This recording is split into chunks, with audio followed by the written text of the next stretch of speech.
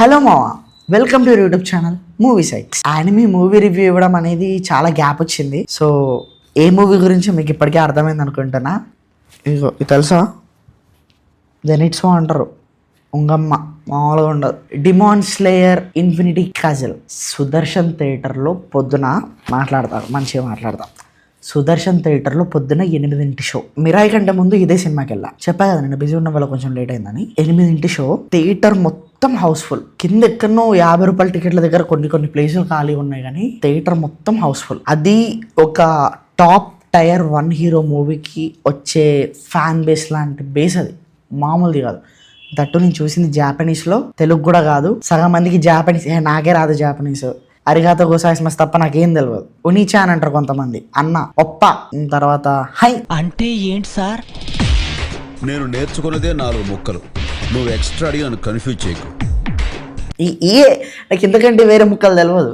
కానీ ఈ సినిమాకున్నంత హైప్ రీసెంట్లో ఏ యానిమే మూవీకి రాలేదు. జోక్ ఏంటో తెలుసా, హీరో వచ్చేసి టాంజిరో, కానీ హైప్ వచ్చింది మాత్రం ఇదిగో వీడికి, జెనిట్సు. అసలు మెయిన్ హీరో వచ్చింది పట్టించుకోరు, సైడ్ హీరోలు అంటే మిగతా వాళ్ళందరూ ఉంటారు కదా, క్యాజువల్ వాళ్ళ డిమాన్ స్లేయర్స్, వాళ్ళు ఎవరిని పట్టించుకోరు.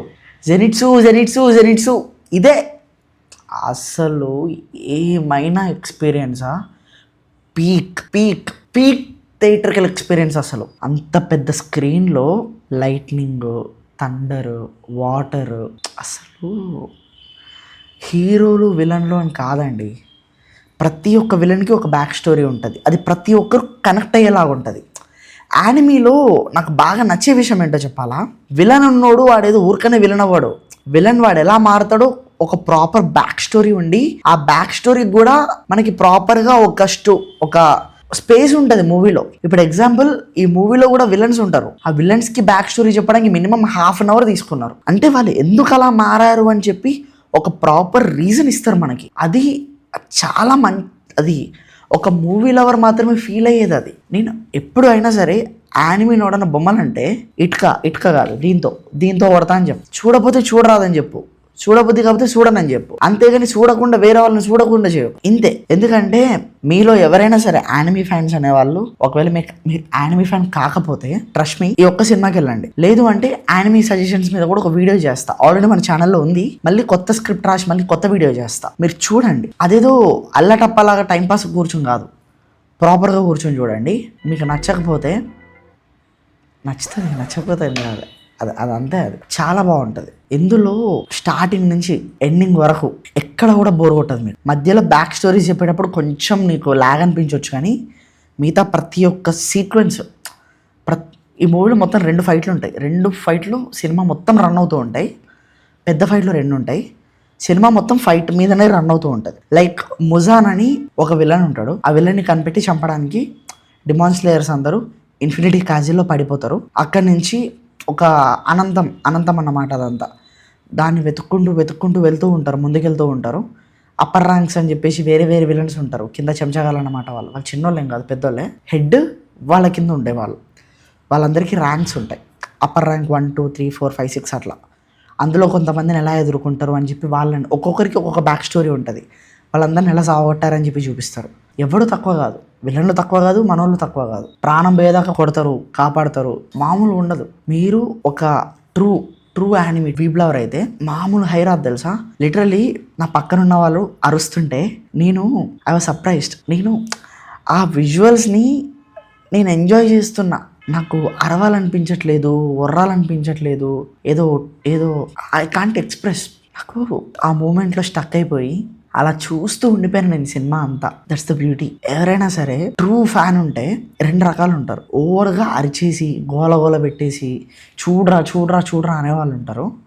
ఇంకొకరు ఏం చెప్పకుండా, ఏం మాట్లాడకుండా జస్ట్ వాళ్ళ మూమెంట్లో ఇన్వాల్వ్ అయిపోయి చూస్తూ ఉంటారు. నేను సెకండ్ టైప్. మీరే టైప్ కామెంట్ చేయండి, చూద్దాం. మీరు సినిమాని ఎలా చూస్తారు, మీరు సినిమాని ఎలా ఫీల్ అవుతారు, అసలు సినిమా చూస్తున్నప్పుడు మీకు ఎలా అనిపిస్తుందో చెప్పండి. నేనే కాదు, నాలాగా చాలా మంది తెలుసుకోవాలి అనుకుంటారు. చూద్దాం ఎంతమంది అలా ఉన్నారు. ఓవరాల్గా సినిమాలకి ఇదంతా చెప్పను. ఇక కళ్ళు మూసుకొని అన్నీ మూసుకొని ఉరుముల ద్వారా మెరుపుల ద్వారా అన్నట్టు జెనిట్సు దగ్గరికి వెళ్ళిపో. ఫస్ట్ ఫామ్ సెకండ్ ఫామ్ కాదు, సెవెంత్ ఫామ్ మాలం తెరకు. అసలు వాటర్ బ్రీతింగ్లో ఉండేవే 6, 7ది కనిపెట్టాడు మనోడే. మామూలుగా ఉండదు అసలు. సినిమా చూస్తున్నప్పుడు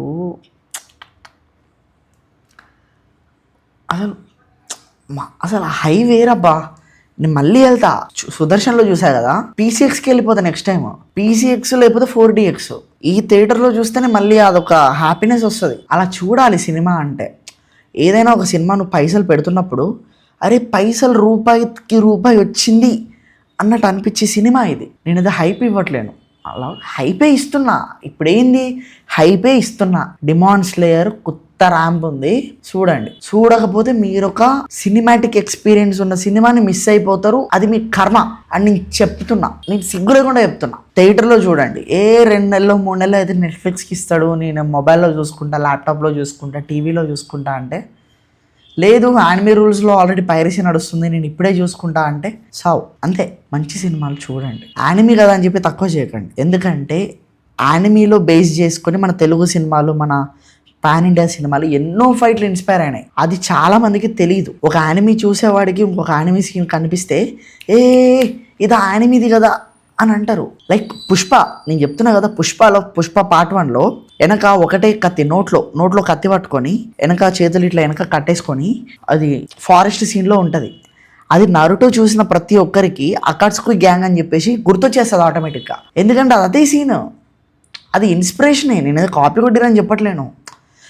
ఎప్పుడో 2004, 5, 6, 7 టైంలో వచ్చిన నరుటో టైంలోనే అక్కడ ఉన్న ఫైట్ సీక్వెన్స్ని తీసుకొని 2023-24లో పుష్పలో పెట్టారు. అర్థం చేసుకోండి ఎలాంటి సినిమా, ఎలాంటి కల్చర్లో ఉన్నామో మనం. కొన్ని రోజులైతే ఇంకొన్ని కమింగ్ డేస్లో యానిమీ మీద ఫ్యాన్ వార్లు అవుతాయి. జెనిట్సు యోసేనా అని ఒకడు వస్తాడు, అది తుక్కు కూడా టాంజిరో అని చెప్పి ఇంకొకటి వస్తాడు, ఓకేనా.